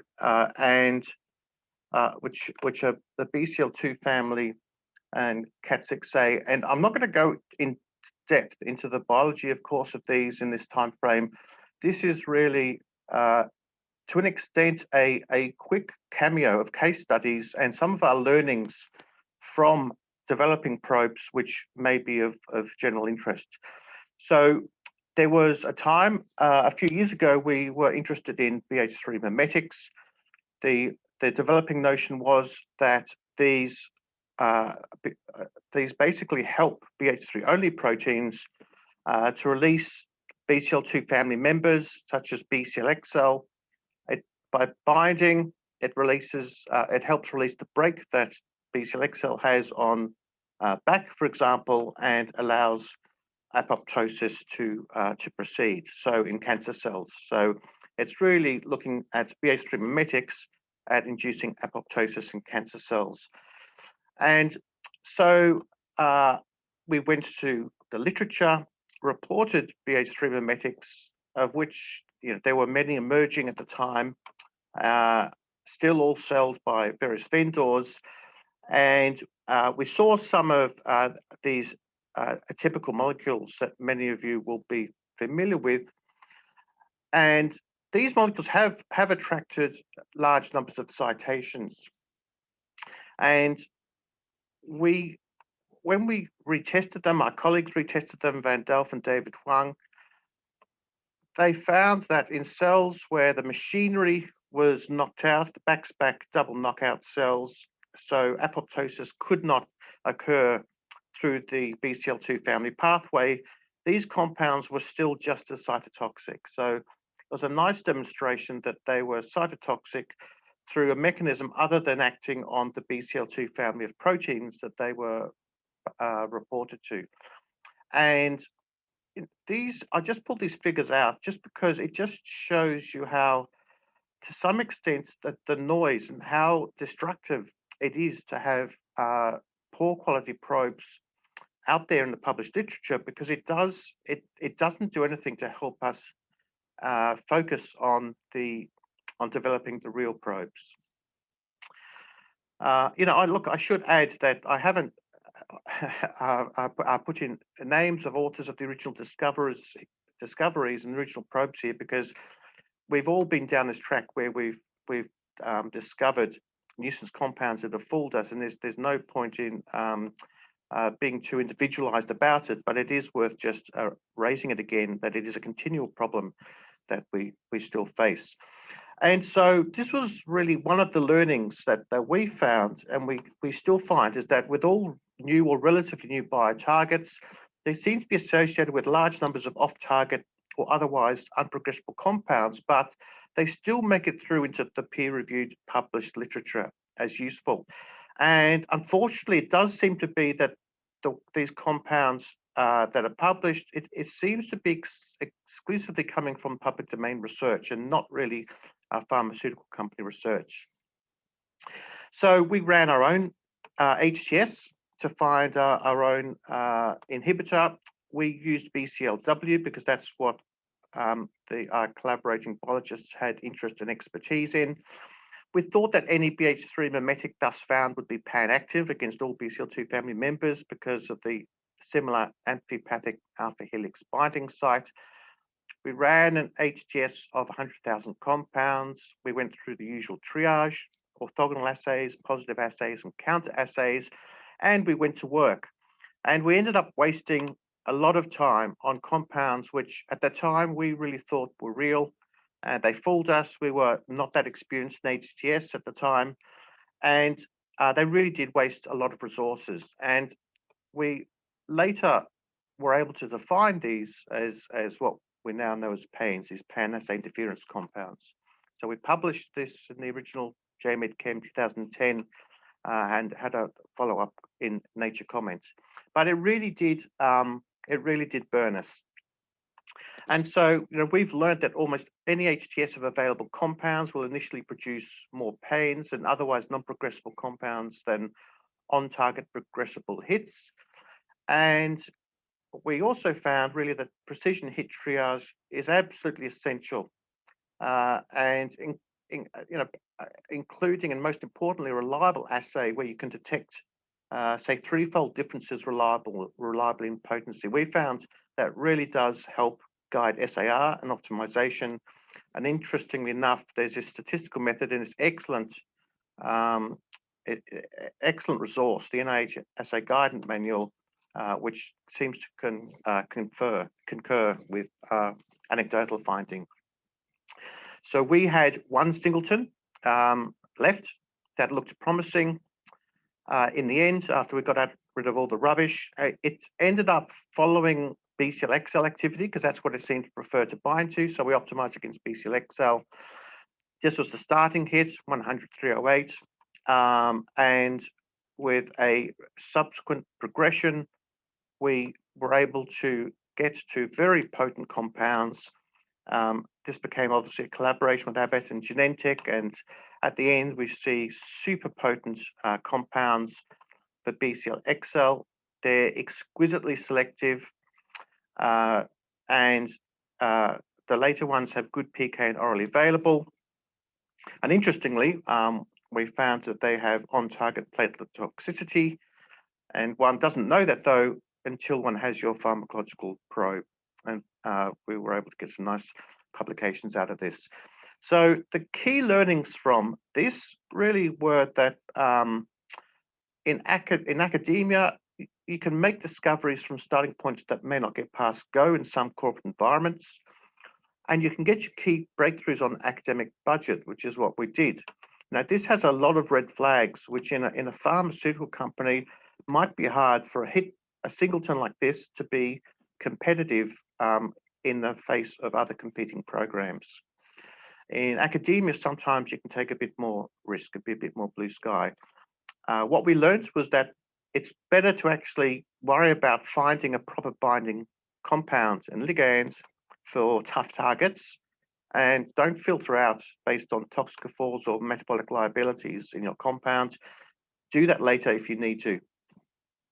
Singletons are okay, and that if you design a SAR library with clusters in it, potentially you're losing a lot of diversity compared with the same size library that's not designed with clusters but includes singletons. Robust assay is key. So I've said, don't triage in cell-based activity from target-based HTS. This compound didn't have any cell-based activity. They often don't. Optimize within the hit core volume first. So we were able to do a lot of optimization you saw on the previous slide without making the molecule too big, and SAR is absolutely essential. It's super easy to get rubbish compounds where no chemistry is required. It's a lot more effort to get better compounds and a lot more chemistry, which may require 5 to 10 FTE years for many probes, and that can be tough in a university setting. And what we are thinking that in general, selectivity for protein-protein interactions, however much harder they might be perceived to be, can be actually quite exquisite and in some ways easier than enzyme active sites that might use a common substrate. And so nicely these BCL-XL probes are in the chemical probes portal, and the literature now has quite a lot of examples of other very specific ligands for the other BCL2 family members. Moving straight on to lysine acetyltransferases, so a very similar story. We were interested in lysine acetyltransferases. We went to the literature, and once again, you find classes based on natural products inspired or synthetics. And once again, we found that really these were off target and basically non-progressible. So a very similar story. Sounds familiar, right? So a very similar story to the BCL-XL findings. This is a colleague, Jamie Darlin, drove a lot of this off-target prosecution published in Nature Com. And again, the key learnings, which I won't go through again, they almost are exactly what we found with the BCL-XL. And just like with BCL-XL, we ran our own screen of 243,000 compounds. And indeed, once again, we found assay interference compounds. Now, these aren't pains. These ones, there's nothing wrong with these in your drug library. They just happen to mimic acetylated lysine. And so there's not time to go through the details of the assay, but basically the antibody, which recognizes acetylated lysine in the histone, was actually recognizing these as well. So the antibody wasn't very good, and we had to improve the assay. So they were assay interference compounds, which initially wasted some of our time until we realized what they were. And we also found a lot of pains. And the pains so these are the actives, and in amongst this active set, which were actually quite active selectively for Cat6A and not in the counter screen. So again, they looked really quite promising when we applied the pains filter. By now, we had developed a pains filter based on our headache and heartache with BCL-XL previously. Now we're able to use the pains filter, and just basically it left one compound, and which was one of the weaker compounds. It wasn't the most potent compound, it was one of the weaker compounds. It had no cell-based activity, no in vitro cell-based biomarker response. It was a singleton, but it confirmed as active when resynthesized, selected for Cat6A, nice sensorgram, and I won't talk about this now, but the optimization was very successful to get to a potent compound. So in our hands at the time, in that assay, it was single-digit nanomolar, ACO competitive Cat6A inhibitor. It's a pyrophosphate mimetic, but amazingly is very highly CACO2 permeable, highly selective over around 200 other diverse pharmacological targets, and it ended up showing cellular response, biomarker response, and was active in a mouse lymphoma model. So italicized here are the key learnings that I'm not going to go through because they're exactly the same as the key learnings that we got from BCL-XL. So once you get key learnings that happens twice in a row, you begin to think there really is something to them. Interestingly, the compound is quite selective. It does tickle Cat7 and some activity against Cat6B, and maybe not so surprising because it binds the ACCOA binding site. And just like kinase inhibitors, as we saw with Tim, the active sites that mimic an enzyme substrate can be a bit more challenging to optimize against. But nicely, this made it through to be accepted into the chemical probe portal as well. And I just have now one slide each of these last targets. So GST01, it's a D-glutathione enzyme. It deglutathiolates NEC7 on cysteine 253 to promote the activation of the NLRP3 inflammasome. This is a big deal now. A colleague of mine in Queensland, his startup, recently in September, it struck a 380 million euro deal with Roche. So there's a lot of interest in the inflammasome. GST01 itself has a reactive cysteine in its action on NEC7. People have run screens against GST01 and not surprisingly have found basically exclusively in the hit sets electrophiles. Now, we've taken some of these electrophiles and we've worked with them as potential tool compounds. One we published on C127. I guess I'm now increasingly a bit anxious that it's possibly too reactive. We've now looked to mild electrophiles with a dialkyl amide, and we're now looking to see if we can prosecute this as a selective probe. But I don't necessarily want to go into the details of this now, but just as I guess what might be a challenge for Target 2035, cysteine reactive covalent labelers are increasingly of interest in developing cool compounds. And I guess it might be a challenge for Target 25, how to assess the suitability of covalent labelers through Ki and act on Ki, for example, but also could there be an industry agree to cysteine selectivity profile, for example, that might class a covalent labeler as a useful probe. And my last effort in this talk is MERTK. It's a receptor tyrosine kinase. It's upregulated in M2, but not M1 microglia in MS patients and in a mouse model of MS.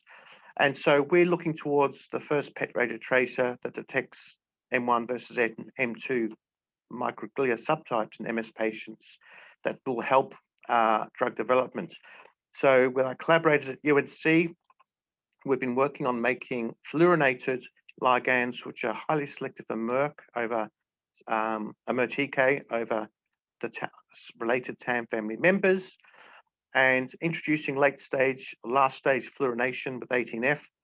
And now we're now getting images of a signal of MERTK in this mouse model, which we are very excited about. And the point about this slide really is just to, again, with learnings for Target 2035, it's interesting to wonder whether PET radiotracers probably can be considered useful in vivo tools with quite different characteristics than other tool compounds. You need not just high affinity and selectivity, but in our case, because it's CNS, fast CNS uptake, fast clearance, and low non-specific binding. But PET radiotracers, 18F PET radiotracers in particular, could be useful in the toolbox. And so any drugs, well, great tool for the BCL-XL. PK revealed, it was revealed to have on-target thrombocytopenia. So maybe not a drug per se, but maybe a drug delivery solution could turn it into a drug for BCL-XL. Cat6A and 1119, it's a great tool and workable PK, showcase component relevance. Is it a drug? Well, that's, watch this space. There's a lot of interest now in this area, and I'm pretty confident drugs will emerge. GST01 and chloromethyl-amides, no, not really a probe yet, I'd say.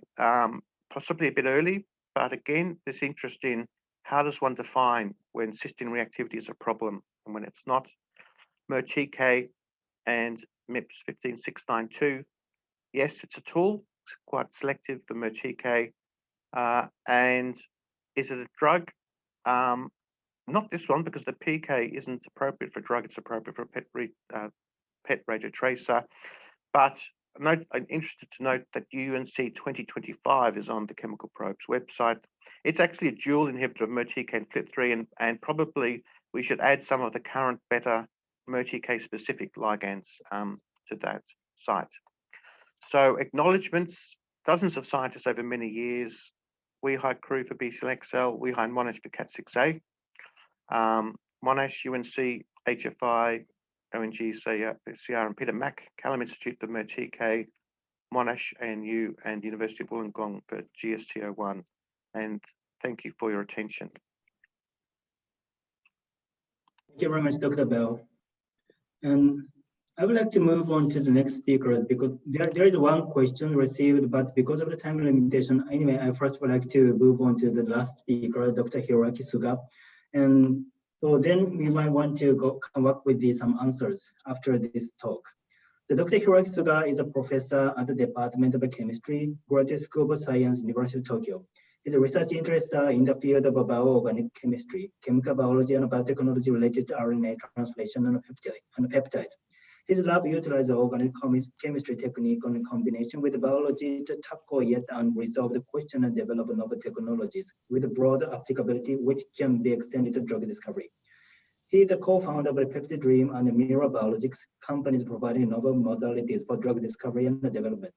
So today he'll talk about the power of the rapid system for de novo microcycle discoveries. So Dr. Scott, please. Thank you. Can you hear me? And also, can you see my slide? Yeah, clearly and perfectly. Okay, good. I will start the power of the rapid system for de novo discovery, de novo microcycle discovery. So here, probably I don't need to discuss anything about small molecules, antibodies, and these are way different molecular weight. Usually small molecules about 500 Dalton, and the antibodies 150,000 Dalton.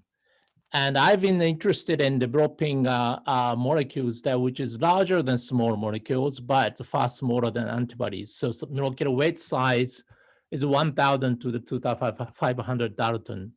And the reason we are interested in, I'm showing here in the macrocyclic peptides, because of this molecule is a chirality rich, three-dimensional rich, and a conformational rich, which I'm gonna elude by my talk today. So this is just a visualization of the size of the difference in the molecules. This is antibody binding site. This is a typical size of the protein. On the right, this is a macrocycle that which we isolate against the particular protein. And the far right is a small molecule.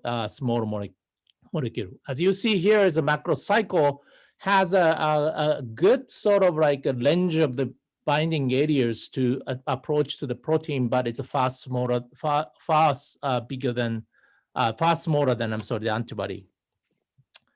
Okay, so inspiration of the development of such molecules comes from this cyclosporin A. Cyclosporin A is a naturally occurring molecule isolated from fungus, and turn out to be this behaves a really strong immunosuppressive agent by the interactions with the cyclophilins.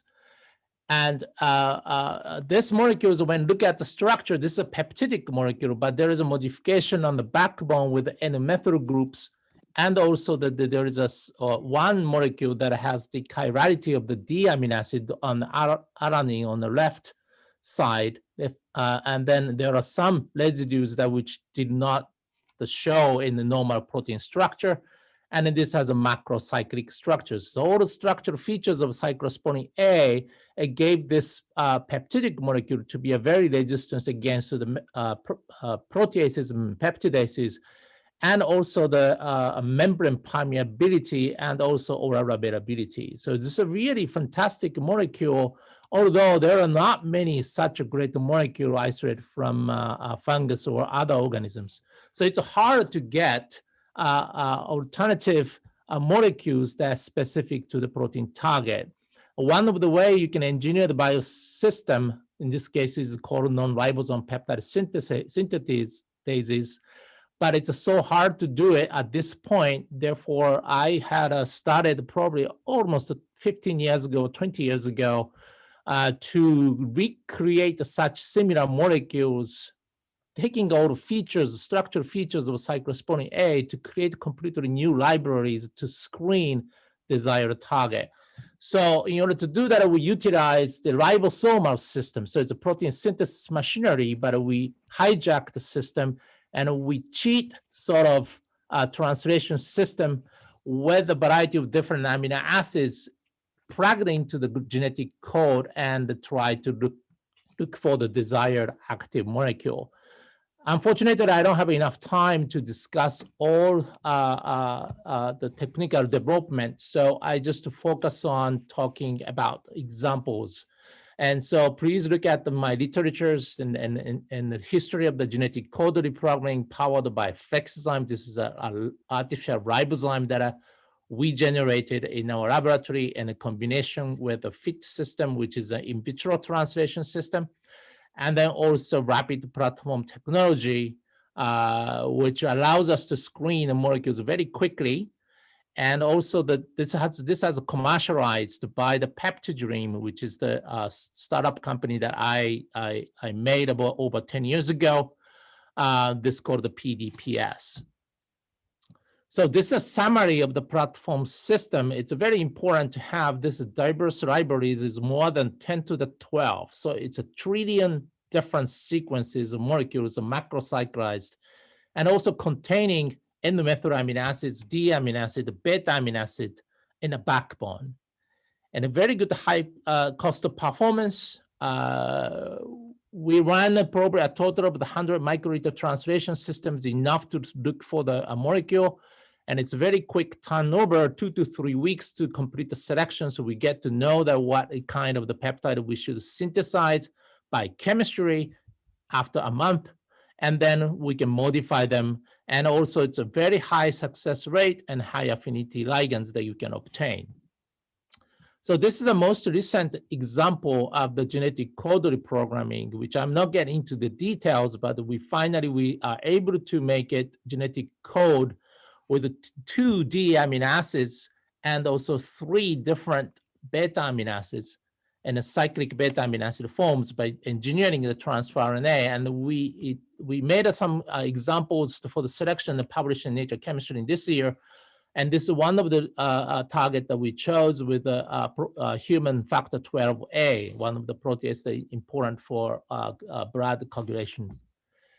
And these are the outcome. I want to emphasize 2 peptides, which containing 2 cyclic beta amino acid, and then also the 2 D amino acid when the closing site gave about a single-digit nanomolar Ki value for this particular protease. We solved the X-ray structure and turned out to be that beta amino acid playing an important role to stabilize the whole entire cyclic peptide structure, but at the same time of the cyclohexane link directly interact with the hydrophobic site of the proteins. As you see here, there is a deep pocket present, but in order to gain this specificity, I forgot to tell you, but this is extremely specific to the factor 12A, no other protease interact. And it turned out to be extremely interesting structure. And this is the first example that in vitro selection was applied to the beta amino acid library. So next topic I will discuss most recent paper that we published in the ACS Center of Science in a collaboration with Shokat group in the UCSF.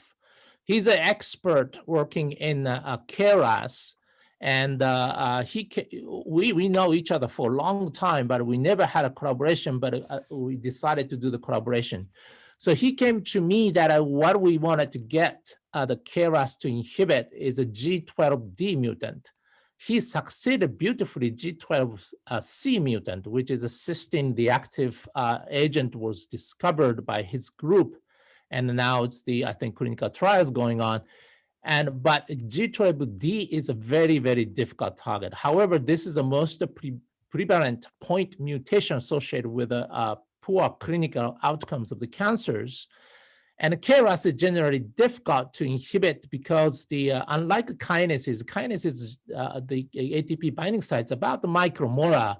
However, GTP is a sub-nanomolar, so it's a picomolar range of affinity. It's extremely difficult to target KRAS. And also, we put our effort decided with the Shokat's group that we wanted to have a GTP bound state selective inhibitor, because this mutation actually impairs both intrinsic GTP accelerating protein-mediated GTP hydrolysis and accumulating GTP bound state. So we need to really solve the way to selectively bound the GTP bound state over GDP bound state. And this will turn out to be a very selective, and we don't have probably stronger interactions with wild type KRAS. So we are free from the side effect. But unfortunately, of course, such a ligand is not known in the literature. So we applied our selection system, which I didn't discuss today, but this is a way to do the selection with a macrocyclic peptide displayed on the messenger RNA. In the process, we actually used selective removal of the GDP bound peptide, and we selectively isolate only GTP bound state by using unhydrolyzable GTP analog. And we did 5 rounds of selection. We isolated several peptides that which turned out to be very selective and active. I show you only 2 examples today in the KD1 and KD2. Particularly, we can just focus on the KD2. This is a macrocyclic peptide with the D amino acid involved. And then we show here the alpha screen method to look at the interaction with the RAF1 and the KRAS GTP bound form, and to see we are able to inhibit these interactions. And it turned out we found that the KD1 and KD2 both are very good inhibitor in a sort of comparable to Takeda's peptide. Actually, in the past, the Takeda have developed a very nice peptide. But it's one thing it's very different is that like a KD2 has no interactions, where KD1 even this is very weak interactions wild type. And more importantly, we tested for this SOS-mediated GDP exchange reactions, and it turned out to be that our macrocyclic peptide does not really inhibit this process, means that the peptides are very, very selective to the GDP bound form, not the GDP and the GTP. And Takeda peptide actually both bind the GDP and the GTP. The surprise actually comes from the X-ray structure co-crystallized with the KRAS mutant and also macrocyclic peptide. On the right, I just show you the important interactions which is the water-mediated interactions with aspartate 12. This is a mutation in the KRAS, and macrocyclic peptide really tightly bind, and also the water can mediated interactions with macrocyclic peptide. But a huge surprise comes from unbound form of the peptide. That means it's just a GTP bound form of the KRAS. This is showing the BRU. Okay, so the BRU has a different structure than what the macrocyclic peptide bound. And I show you the movie here. This is the way that it worked. The macrocyclic peptide approach to the GTP bound form of the KRAS mutant G12D. When I approached it, structure was completely changed. So that opens up, and then the new type of the binding site appeared by the macrocyclic peptide. So this is a very important new probe to look for maybe the binders to that site. Maybe we are able to inhibit the protein-protein interactions by this way. So bad news is actually that our macrocyclic peptide turned out to be wasn't very well penetrating to the cell. But we started another project together with this project in the Shokata's group, and we found that the other target, we developed a macrocyclic peptide that penetrates membrane very well. So we are confident that we can de-engineer this peptide to make it a macrocyclic peptide to be a more membrane permeable. So that's on the way that which we are working on. One last topic I just briefly mention is a CD47 sub-alpha signaling system, which is innate immune checkpoint. So as you probably know, PD1, PD-L1 interactions, but the CD47 sub-alpha interactions are equally important. When its antibody binds the cancer cells, FcRR can bind, and that induces the phage to eat the cancer cells. But the cancer cells are smart enough to have a CD47 to interact with the sub-alpha of the macrophage that also immune checkpoint is released, and then the cancer cells could not be eaten by macrophage. If we can develop the macrocyclic peptide, which can disrupt the interactions of the CD47 and sub-alpha, then we probably able to accelerate the macrophage, the eating process, the phagocytosis process, and so we are able to cure the cancer. So we selected a macrocyclic peptide in the collaboration with the Matozaki's group in the Kobe University, and this is a macrocyclic peptide we isolated, And we actually labeled it RX488 to look at whether or not on the cell, live cells, we are able to monitor them. And here we are looking at the interactions. So this is after the live cells imaging, we fix the cells. And as you see here, the antibody and the peptide shows exactly the same, the staining pattern. But at the same time, if you remove the part of the sub alpha, now you cannot see the binding. So we are sure that the macrocyclic peptide interact with this IgV domain of the sub alpha.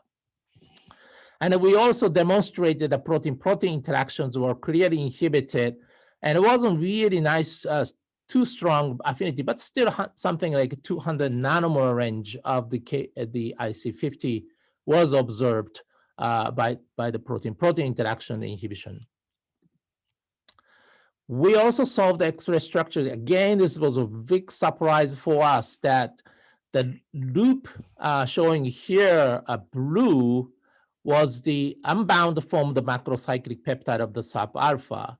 When this macrocyclic peptide bound, the loop moved, as you see on the top, the disrupted this loop regions, which induces the inhibitions toward to the CD47. And so this was a really interesting. Another example that the peptide can induce the structural change of the protein and gives you allosterically inhibiting the protein-protein interaction. We then combined together with the antibodies using anti-CD20 or anti-HER2, anti-GP75 antibodies, variety of them. Showing on the right, this is we demonstrated that peptides do not do, and this peptide does not do any cytotoxicity, but in a combination with appropriate antibodies, we are able to enhances the phagocytosis. In fact, we have done animal studies in a treatment with the peptide alone as an antibody alone, and also combination with the peptide. We are able to prolong the life of the mouse that are having a cancer, but also at the same time, looking at the cancers by the biopsy, you can see the cancer cells are completely removed by the combination of the antibody and also macrocyclic peptide. This is thanking to Motozaki's group in the Kobe University. This turned out to be a really fantastic collaboration. So I just wanted to summarize by my group members, and it's a fantastic group by the international members, and really wonderful staff members. And then there are lots of collaborators which I even didn't mention some of them, but there are so many good collaborators I have, and then also the funding agencies to thank to all of the support. Thank you very much for your attention. Thank you very much, Dr. Suga, for such a wonderful talk. And it's very unfortunate now, time also running up, but today we have 4 exciting speakers to learn about the chemical biology and drug discovery. And also, as I mentioned, that this webinar is recorded and available from the Targeted 2035 website, so please feel free to access these websites for the further. And anyway, today, so we could learn about how the phenotypic screening will be also helping about the target ID, and also the chemogenomics, the approaches, which also will help to identify some novel target and mechanism. And in terms of drug discovery, so we also learned about the academic approaches apart from the industry, what might help to identify some the novel, actual excellent compounds for tackle some particular targets. And also the last talk, the rapid system, this would be open for some new ways to tackle the potentially untargeted target can be a target for maybe for the drug discovery and maybe for in terms of biologics.